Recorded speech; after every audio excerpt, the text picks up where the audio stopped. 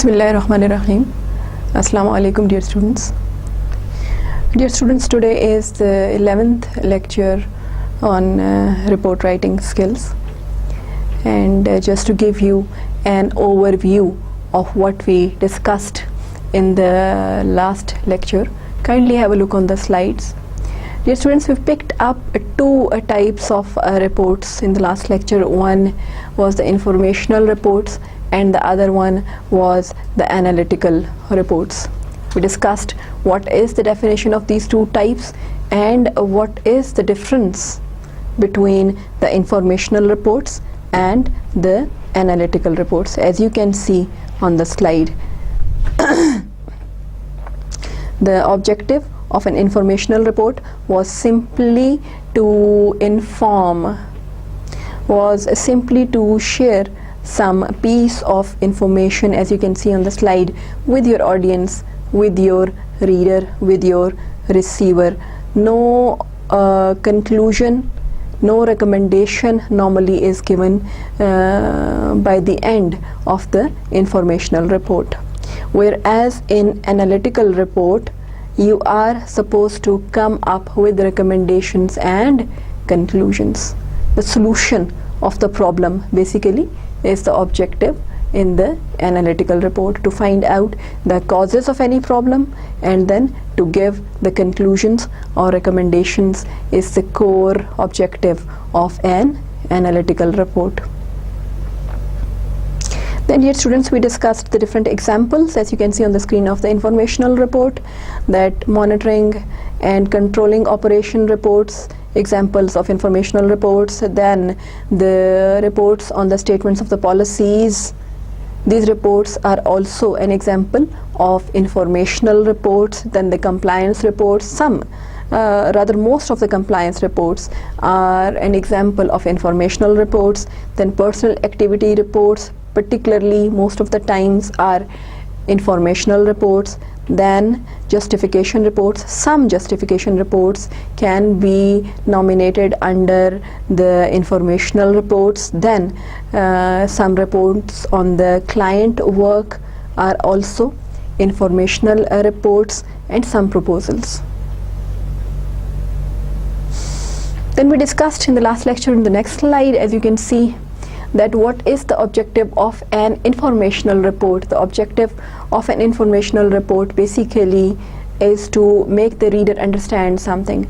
Reader comprehension is basically focused on, while you are writing an informational report, you do not bother while you are writing an informational report that what kind of reaction will be coming from the reader. The reason being, you are not coming up with any decision, you are not coming up with any recommendation, with any conclusion, so you cannot expect an emotional reaction from the reader when there is no such thing existing in the report, and simply a piece of information is being shared with the reader. So the main focus should not be how to tackle with the reaction of the reader. Main focus should be how to organize the informational report in such a way in order to enhance, so that the understanding of the reader can be enhanced, so that the report can be made a bit easier for the reader to understand. That is basically the focus while you are writing an informational report. Then we discussed in the last lecture how to structure the different ideas in an informational report. Then we discussed that you can organize them on the basis of arrange them on the basis of importance. For example, you are discussing 10 different things in an informational report, and if you think the topic at number 7 is the most important one, you can give it the position of number 1. So the arrangement of the different items in an informational report might be on the basis of the importance that you allocate to any element, any topic of the informational report. Then it can be arranged on the basis of time. For example, you are describing any event then at 10 p.m. this happened, then at 10:15 p.m. this happened. Let us make it a.m. by the way. At 10 a.m. this activity, 10:15 a.m. this activity, 11 a.m. this activity. So you are dividing it on the basis of time. Then you might be arranging the informational reports on the basis of location. Then you can arrange them on the basis of spatial relationship, on the basis of your logic, on the basis of the categories you are describing, or on the basis of the different steps. If, for example, if you are sharing with your readers the procedure of anything, then the different steps involved in that procedure might be forming the framework for organizing your informational report. Then the structure of your organization itself can serve as the framework for organizing your informational report, as you can see on the slide.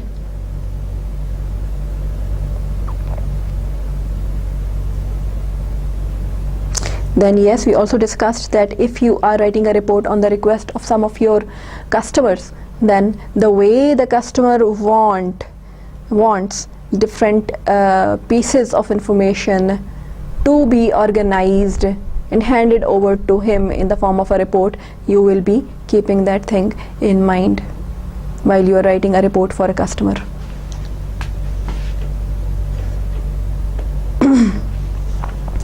Then after that, dear students, we discussed 2 examples of the informational report. There are many examples, as I told you earlier, but we picked up 2 to be discussed in detail. One was the periodic reports and the other one the personal activity reports. Then we further moved on in detail on the periodic reports, and first we defined what is a periodic report, and then after that what is the purpose of a periodic report, as you can see on the slide. Then discussed the format of the periodic report in the last lecture, as you can see on the slide.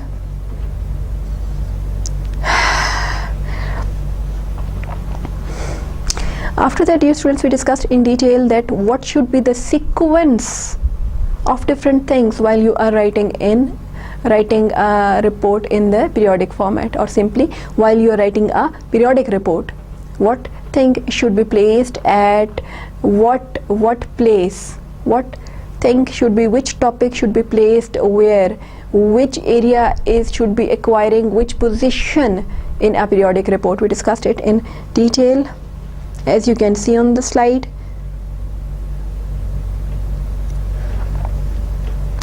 In the last we discussed the very important thing to be remembered while you are writing a periodic report, and that important point I will be repeating again, that you are supposed to be very much honest while you are writing the periodic reports.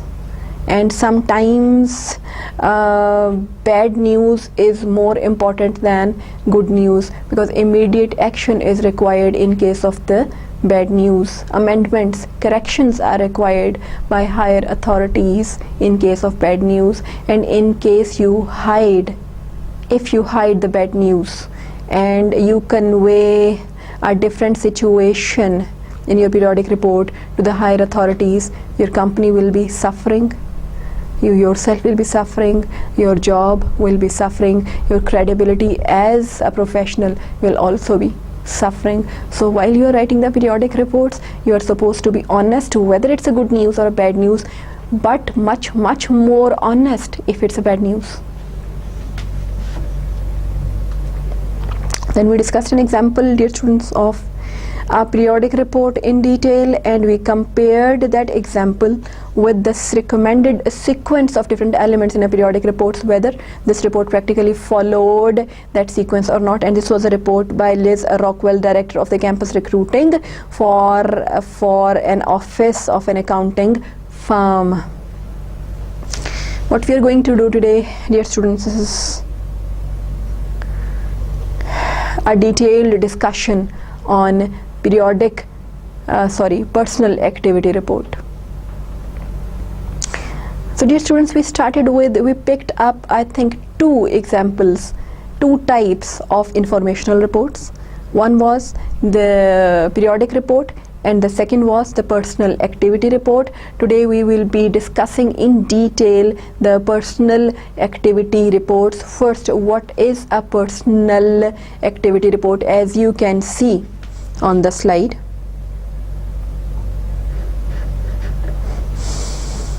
again dear students, it is yes a monitoring and control report, but it gives you a person's description of some activity, some event, a trip, a conference, a seminar, a convention, etc.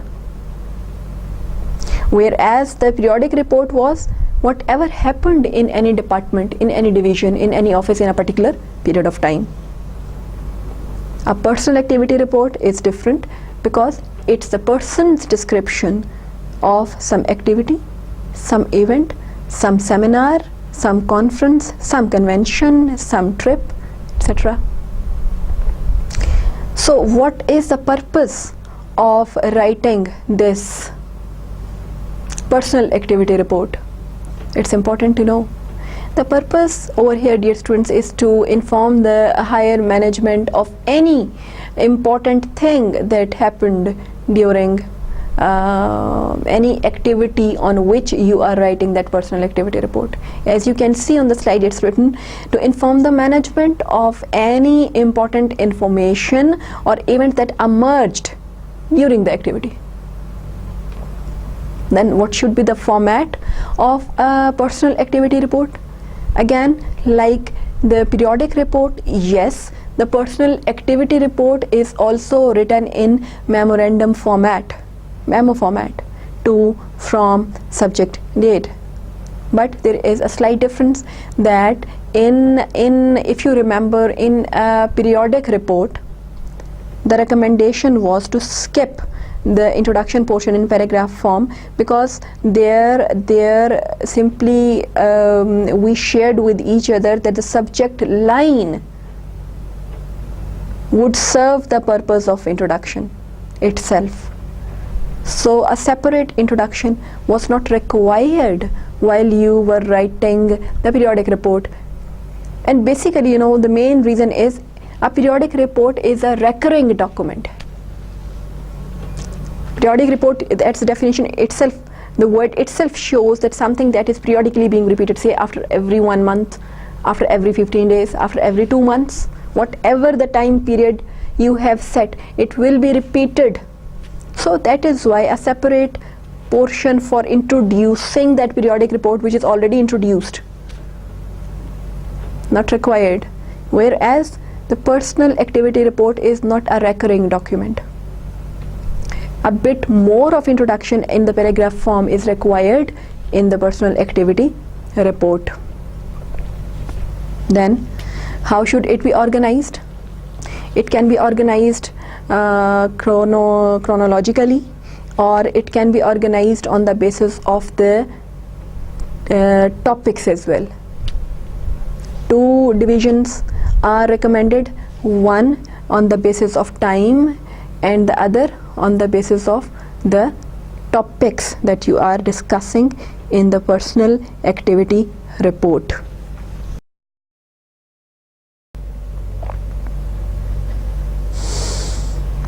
Okay, dear students, let us now share with each other an example of a personal activity report. And who is writing this report? Let us see. As you can see on the slide, as you can see on the screen, this is a personal activity report organized around the topic, and it's a conference report. The writer of the report is Chris Bowers, who is a staff of a large housing development company. Now, what Bowers has to say about this personal activity report, let us see. I will be reading it out for you, and you can see it written on the slide as well in front of you. Kindly have a look. Bowers says about the report, quote, "My boss sent me to the manufactured housing convention to find out whether we might be able to use factory built houses to reduce our development costs. Because I knew my boss was mainly interested in learning about various kinds of factory-built housing, I went to the seminars that covered the 4 main types. When I wrote my conference report, I devoted a section to each one. Did we discuss that in the beginning, that the personal activity report will be either divided on the basis of time or on the basis of the topics? So here he has selected, Mr. Bowers has selected to pick up the topical division of his personal activity report. Kindly have a look. Have a look on the screen. Have a look.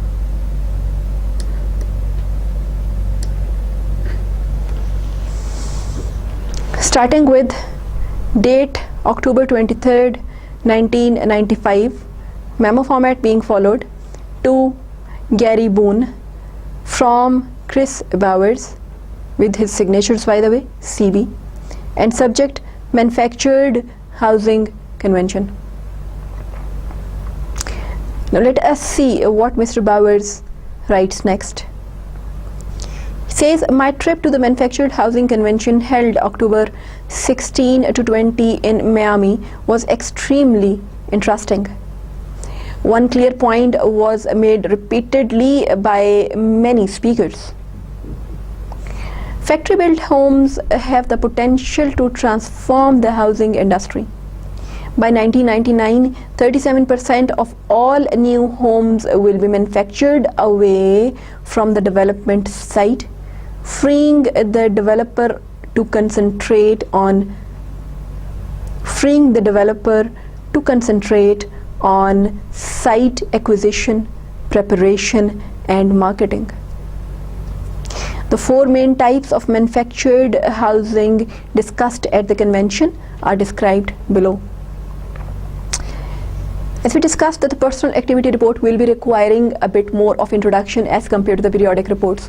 So you could see that this was an introduction paragraph that Mr. Bowers wrote in the beginning of his personal activity report, thereby fulfilling the requirement of having an introduction para for a personal activity report. Let us see what next has he with himself to say.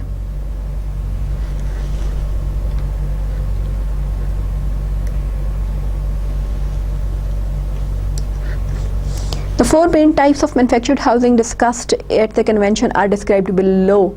Have a look. The first type that Mr. Bowers is discussing is mobile homes. Heading is given in the first degree, all letters capital in the center of the page, 2 lines above, 1 line. Here he has selected 1 line space below. He says, design improvements and price advantages. Kindly have a look on the screen. Design improvements and price advantages are both swelling demand for mobile homes. The new models are spacious and attractive, hard to distinguish from conventional site-built homes. In fact, more so-called mobile homes are never relocated once they are in place at their first site. With proper landscaping, they create an impression that is far better than the unattractive trailer camps of 1940s. The attached brochures will give you an idea of how some of the new models look. Next he says, sales of new mobile homes are growing at an annual rate of 6% and will reach 500,000 units per year by 1999. Currently, almost 50% of all new single-family homes priced at less than $80,000 are mobile homes.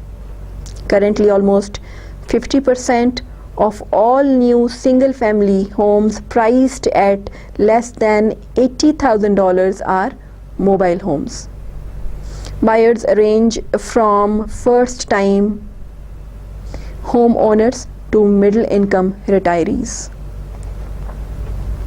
Mr. Bowers basically wanted to share with his boss the 4 types of the mobile homes available, and his first type, particularly named as mobile homes, he gave us the details, whatever he received from that convention in which the different types of these houses were discussed.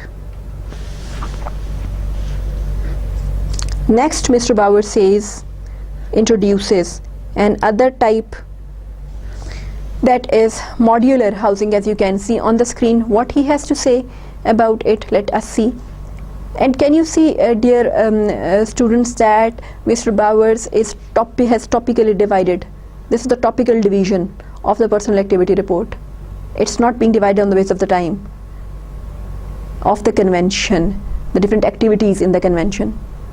It's simply being divided on the basis of the various topics that were discussed in the convention. So the first topic that he picked up that was discussed in the convention was the mobile homes. The next one over here, as you can see on the screen, is the modular homes. What he has to say about the modular homes, let us see on the screen. He says the main difference between modular and mobile homes is that modular homes must be trucked to their site, whereas mobile homes can be towed on their own chassis. Sales of new modular homes are increasing 7% per year and should total 120,000 units by 1999. Next, let's see what is next.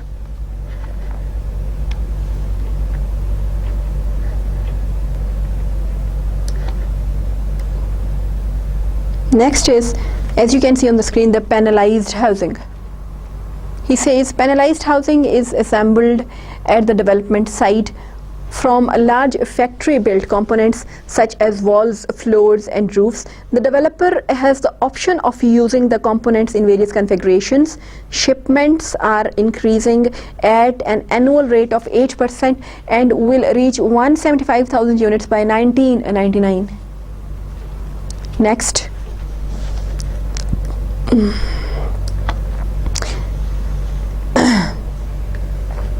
The fourth type that he is discussing is the pre-cut housing. He says people who want to build their own homes or act as their own general contractor can now buy pre-cut by unassembled components packaged in kit form.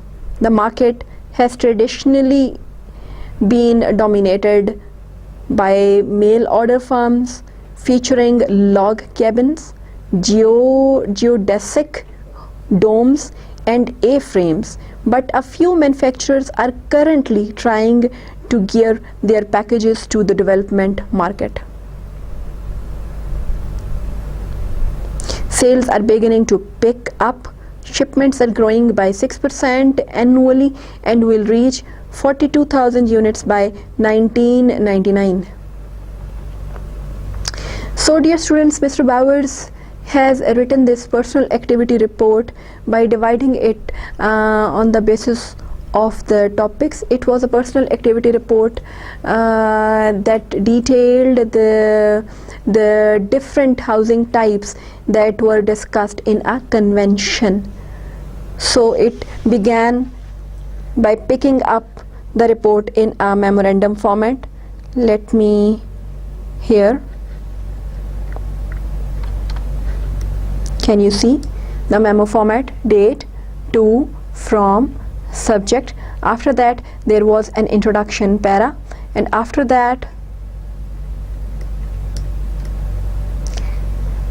the 4 types that also served the purpose of 4 topics for this personal activity report.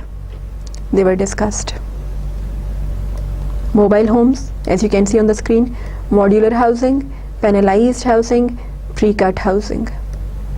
Have a look again here.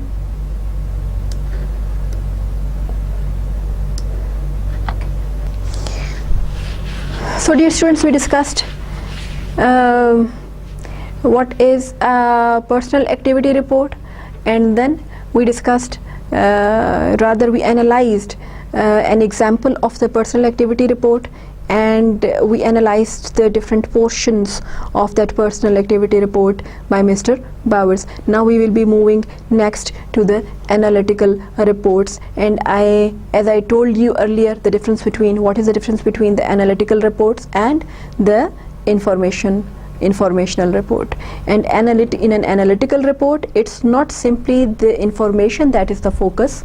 Basically, the analysis and then the conclusions or recommendations, this is the focus of an analytical report, because people while you are writing an analytical report are not interested in what is happening. They are basically interested in now what to do next, how to solve this issue, how to solve this problem. So let us first discuss that how can we organize an analytical report? What are the different organizations possible for an analytical report? One, they can be organized on the basis of their conclusions and recommendations. Now there is a difference between conclusions and recommendations. Conclusion is basically you analyzed a problem and then you concluded that this 1, 2, 3, 4, 5 are the causes of that problem, and recommendation is you move a step ahead and say, to solve these problems we are having 1, 2, 3, 4, 5 these recommendations. Let us first see the organization of an analytical report on the basis of conclusion. But first, to tell you one thing, whenever you are being asked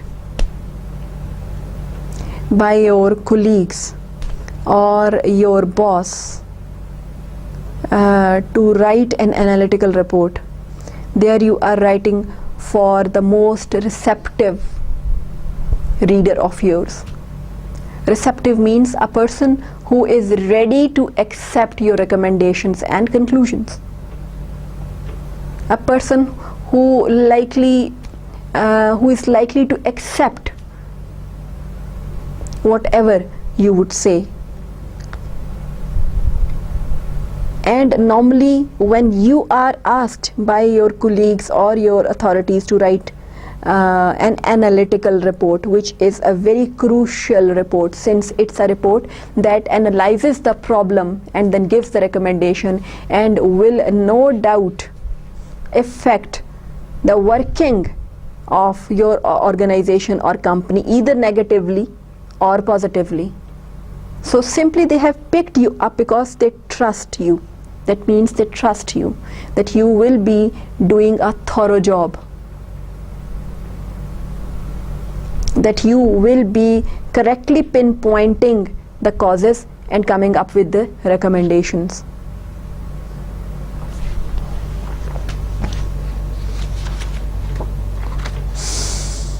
So when, dear students, you are writing an analytical report for your receptive readers, in that particular case you can go for the direct approach.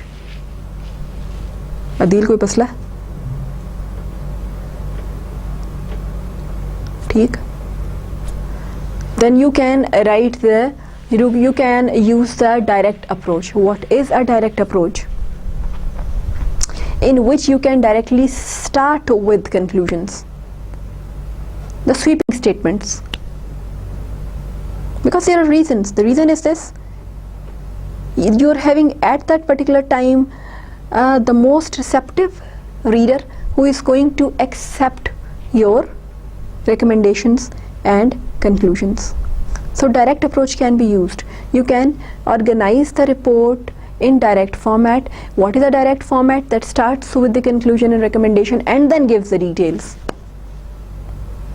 But remember, dear students, direct approach might be harmful if this trust, mutual trust, is not existing between you and your reader. if there are some reservations, as you can see on the screen, if there are some reservations of your reader either against you or your conclusions and recommendations, which you already know, then it can get further intensified if you begin with recommendations and use a direct approach. There it's better to first give the details, convince them, and then come to the conclusions and recommendations. Similarly, when you are writing an analytical report through the direct approach, your readers might think that it is a bit too simple. Many aspects are missing. The writer has missed this thing and that thing. Why this thing was not picked up? Where is that portion that should have been analyzed? And believe me, it would have been there in some lower portion of the report, but since you have started with the direct statement, they would be thinking that there was no homework that was done on it. Right? As you can see on the screen, some drawbacks of the direct approach written. If your reader has some reservations against you or your material, then strong statements in the beginning can intensify the resistance. Everything may appear to be so simple to your reader, and then readers can call it superficial. So when should you be using the direct approach? As you can see on the screen, when your credibility is high, when you know that they will trust whatever you will recommend, whatever you will conclude. Okay.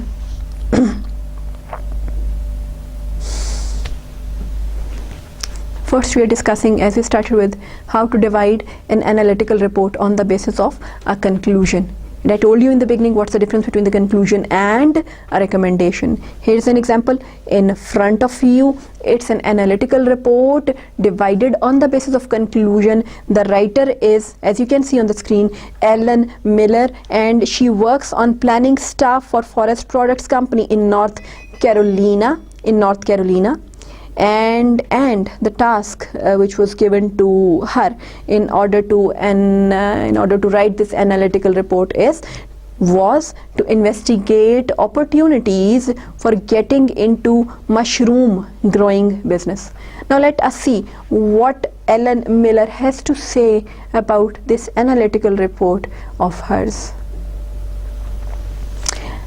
Quote, as you can see on the screen, "I have worked for my boss for 5 years, and our function in the company is to look for new business. Investment banker had sent us a prospectus on a little company that specializes in growing mushrooms, but we did not want to acquire the company without taking a good hard look at the mushroom industry as a whole. I spent about 6 weeks checking out the industry, and I had to conclude that growing mushroom is a lot like eating hot fudge sundaes. Sounds good, but has some serious drawbacks. I didn't feel that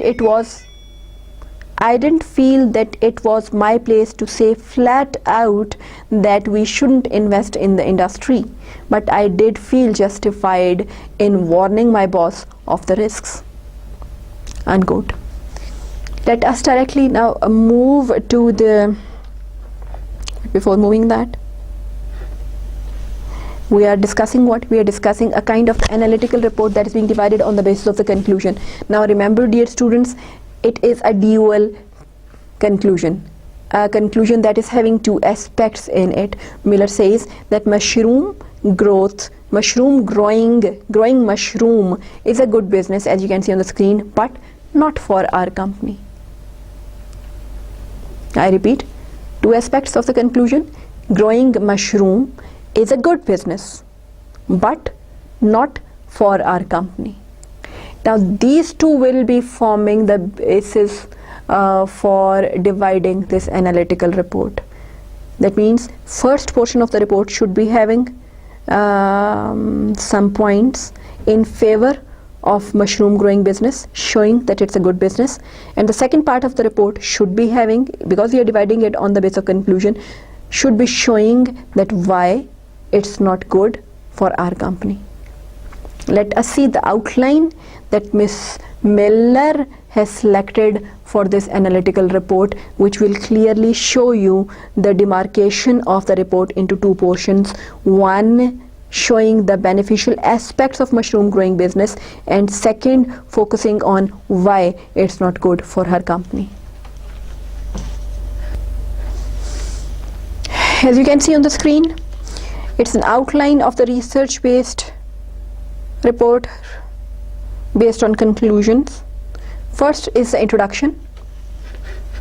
Let me make the view a bit clearer for you. Here, first it's the introduction. This is the outline of Miller's analytical report divided on the basis of conclusion. First it's the introduction, second it's the conclusion, because she is using the direct approach in which conclusion is floated in the beginning of the report. And the conclusion is growing mushroom is a good business but not for us. As you can see on the screen, growing mushroom is a good business but not for us. Third part is cultivating mushroom. This is an outline. Cultivating mushrooms is an attractive business opportunity. Then A, market is large and growing. B, growers are in good position. C, leadership is possible. Now she is basically showing you the positive aspect of mushroom growing business overall, generally. Next part of the outline, our company is poorly positioned to enter this business. Have a look on the screen kindly. Our company is poorly positioned to enter this business. Reasons: stable earnings are unlikely. Our management lacks sophistication to compensate for lack of experience. Our strengths do not fit with requirements for success in mushroom growing business. And the fifth part is the summary.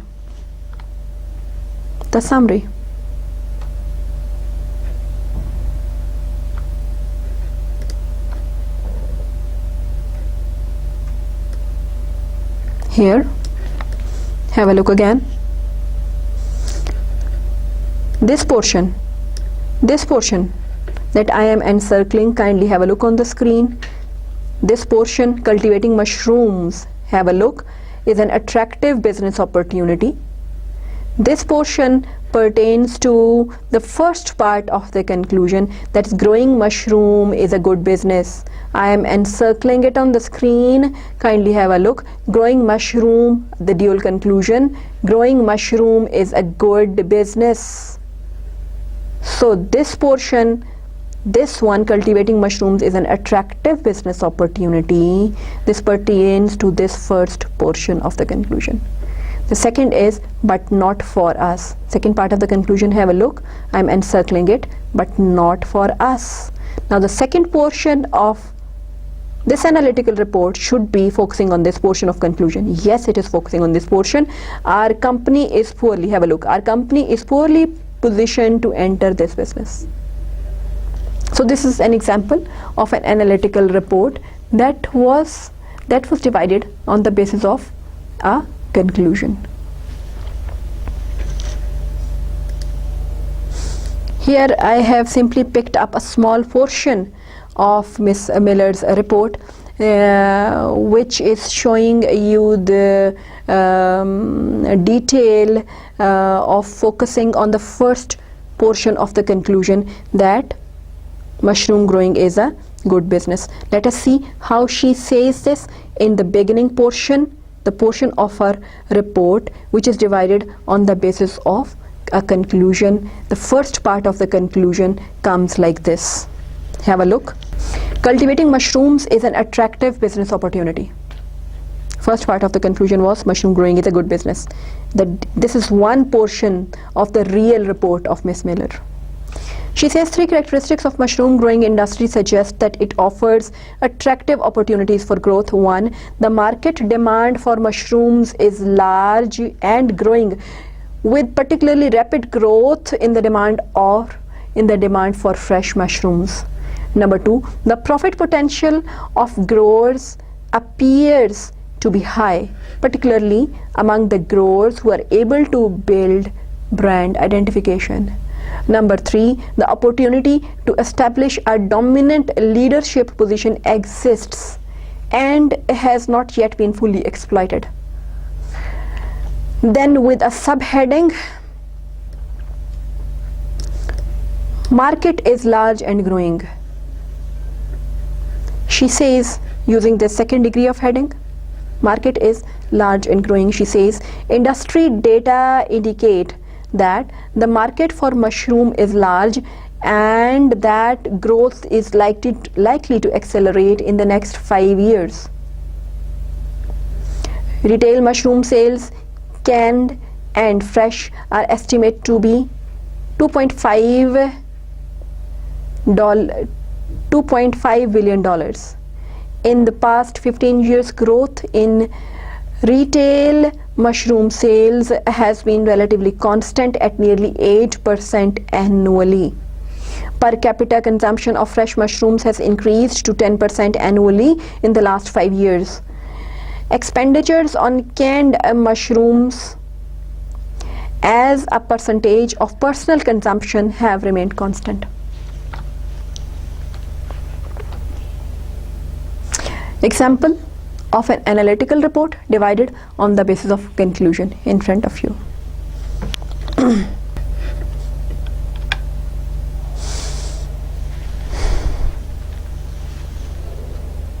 Next, how to divide, dear students, a report, an analytical report, on the basis of a recommendation. I told you in the beginning, recommendation is a step ahead.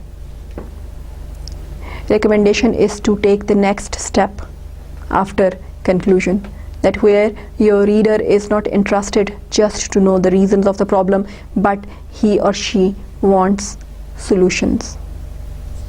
So if you are writing a report, an analytical report with recommendations, then you are having the choice to organize, divide, framework your analytical report on the basis of your recommendations. As in the case of an analytical report with conclusions, you frameworked the report on the basis of conclusion. Here you are having the choice to divide it on the basis of recommendations.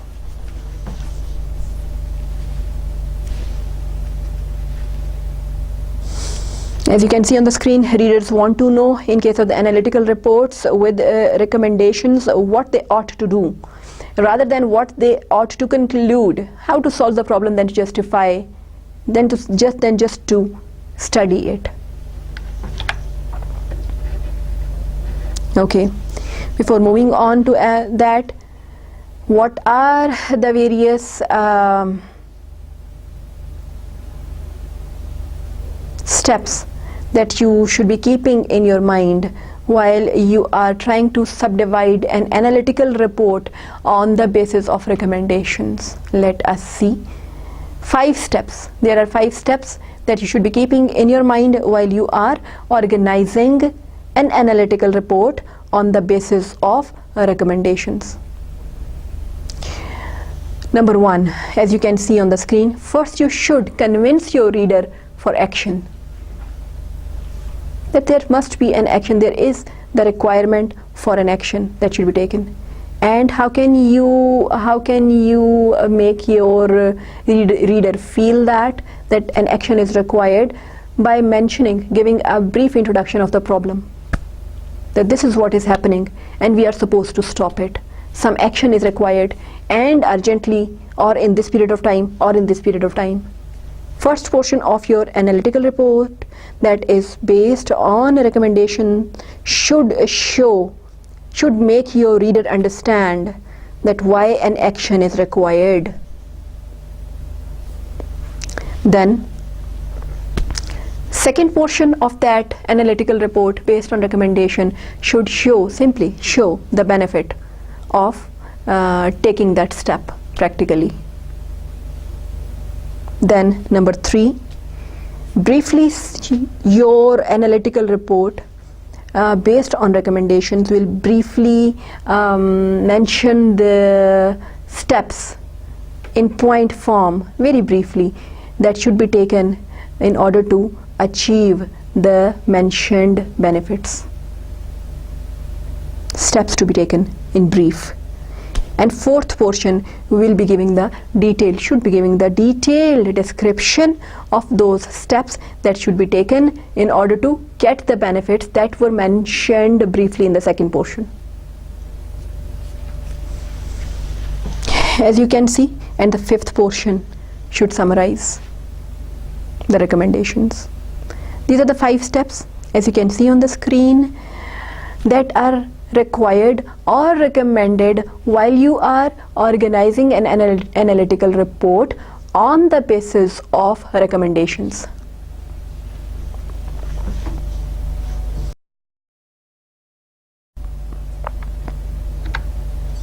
Okay, dear students, now practically this is very important. It's a very important example. We move to the example of an analytical report that is being devised, that is organized and divided on the basis of recommendations. Who is the writer of the report? Let us see, and you can see on the screen, it's Raymond Vergando, Director of Manufacturing Engineering at a paper products company in New Jersey, says about his report on increasing. And what is the report on, by the way? It's on increasing the company's production of facial tissues without any heavy investment. Mr. Raymond Vergando is trying to write an analytical report based on recommendations, where the objective given to him is how to increase the production of the facial tissues without any heavy investment. So let us see what he has to say about his report. As you can see on the screen, Mr. Raymond Vergando says, I must have looked at a dozen ways we could increase our output. When I wrote up the results, I thought about discussing all the options I have evaluated. But then it occurred to me that management wasn't really interested in the ideas that wouldn't work. So I just talked about the 2 things we could do to increase the capacity. Okay. Have a look, dear students. Here is it in front of you. Here I'm scrolling it down and up for you. Here,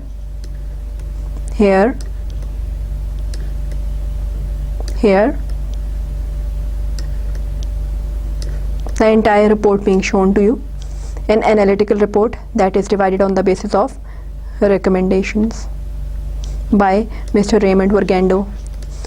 An overall look in front of you on the screen.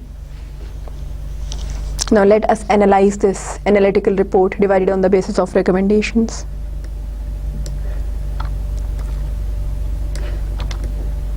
Here, dear students, have a look on the screen, written on memo format, analytical report based on the basis of recommendations, date to, from, subject, date, August 4, 1995 to Marshall Boswell, a plant manager, from Raymond Vergando, manufacturing engineering, with his signature RV, and subject, expansion of facial tissue production capacity.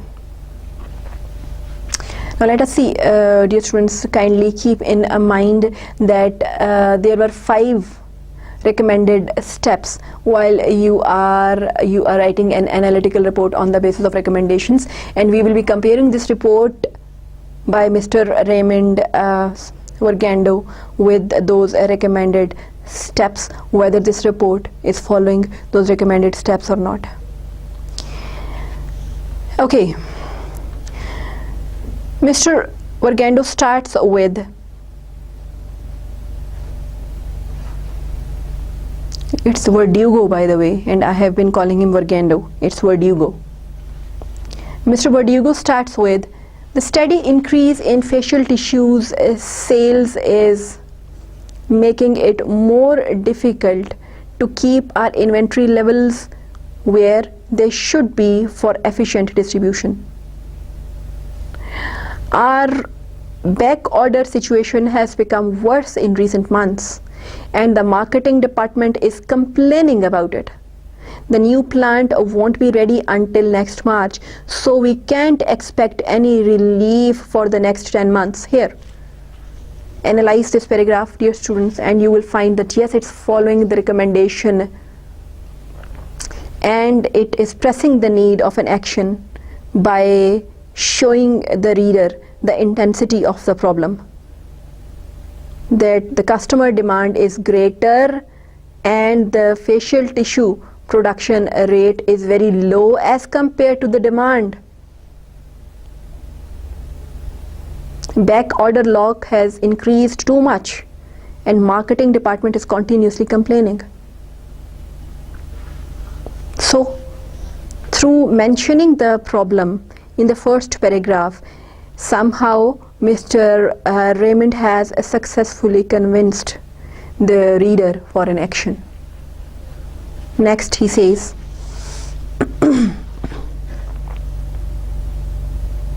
I have studied the product, as you can see on the screen, I have studied the product flow on our 3 facial tissue lines, and I believe we can increase capacity 22% by taking short-term measures that do not require a significant investment. Now the next recommended step was that you should show the benefit briefly of any action that he's going to recommend. And here, yes, he has briefly shown that benefit, that we can increase the production by 22% without any heavy investment. Step number 3, next he says, number 1, speed up cut-off machine on line number 1 to eliminate bottleneck. And step number 2, eliminate the green pine scented tissue product. Now dear students, here what he has done, he has followed the third recommendation that briefly mentioned the steps that are required to get that benefit. Here he has briefly in point form mentioned the steps to be taken. And the fourth part of this report, this analytical report, which is being devised on the basis of the recommendation, should now have the detail of these briefly mentioned steps in order to get the benefits that Mr. Raymond has shown in the beginning.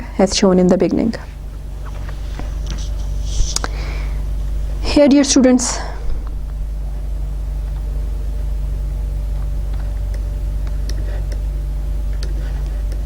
he comes up now with the details, as you can see on the screen. Speed up mesh number 1 cut off machine. Now the detail is the bottleneck on line number 1 is the old Evans. The bottleneck on line number 1 is the old Evans cut off machine. This unit runs at a speed of only 200 packs per minute. The rest of the line number 1 can handle 300 packs per minute, as can line number 2. I propose to speed up the Evans machine by installing a 20 horsepower motor to replace the old 15 horsepower motor, by thickening the transfer bolts and by replacing 2 cams. Stress analysis shows that the machine can then safely be run at 300 packs per minute. This change will give us 50% more output on line number 1 at the cost of roughly $6,500 and 1 day's lost production. The demand from Mr. Raymond was to come up with the recommendations that will increase the tissue production without heavy investment. So he has given the detail of step number 1 to be taken in order to get the increased production without any heavy investment, where he has simply recommended to increase the power of the motor. So no heavy investment required, along with 2 more things, by thickening the transfer bolts and replacing the 2 cams. So he successfully has given 1 recommendation without any heavy investment that would but enhance the tissue production. Next.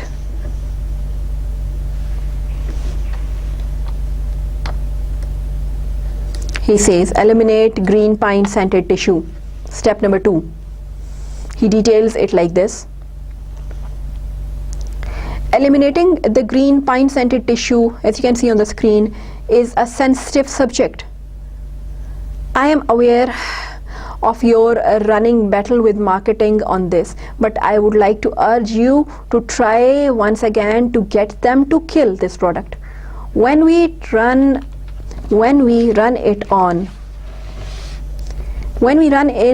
it on line number 3, we can operate at only 120 packs per minute because the tissue is weakened by the dye and pine perfume. The other colored tissues run on line number 3 are capable of 200 packs per minute. The green pine product constitutes only 4% of total tissue sales, and by marketing's own data, sells well only in Miami and northern Minnesota. I have to believe that those customers would buy one of our other colors if we pulled the green pine off the market. If you can swing this, I estimate that we can get another 9% out of line number 3.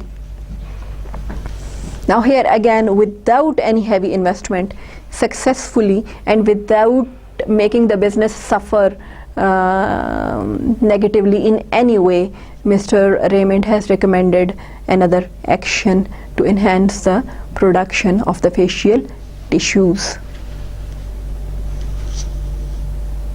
Then, dear students, the 5th recommended step for writing an analytical report was that you should be summarizing the recommendations in the end. Let us see, is Mr. Raymond following the 5th step? Yes. The next part, the last part of the report is having the summary. And he says, I recommend the following steps. Number 1, speed up line number 1 cut-off machine. Capital cost equal to $6,500. Output increases from 200 to 300 packs per minute. And number 2, eliminate green pine product on line number 3. Cost equal to 0. Output increases from 120 to 200 packs per minute. Dear students, have a look again. Here, an example of a report, analytical report being divided on the basis of recommendation. Following the 5 recommended steps. First, pressing the need here, following the memo format, from date, to, from, subject. Then this first para here is pressing the need of an action, why an action is required, convincing the reader that yes, we require an action by mentioning the problem and the intensity of the problem. Then next, briefly showing the benefit that the reader will be getting if some actions are taken. Here the benefit is shown that the capacity will increase by 22% if these steps are taken. So recommendation number 2 also followed in this analytical report based on recommendations. Then here is the briefly the 2 steps are being mentioned that when taken will get your reader to this benefit of enhanced 22% production of facial tissue. Then next, the detail of the recommended steps. After that, 5th, the summary.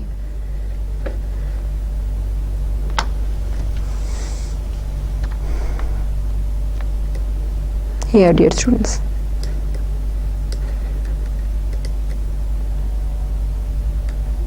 Example of an analytical report in front of you divided on the basis of recommendations. Dear students, I'm sure you must have learned a lot from this lecture and wish you best of luck in everything. Thank you so very much. Allah Hafiz.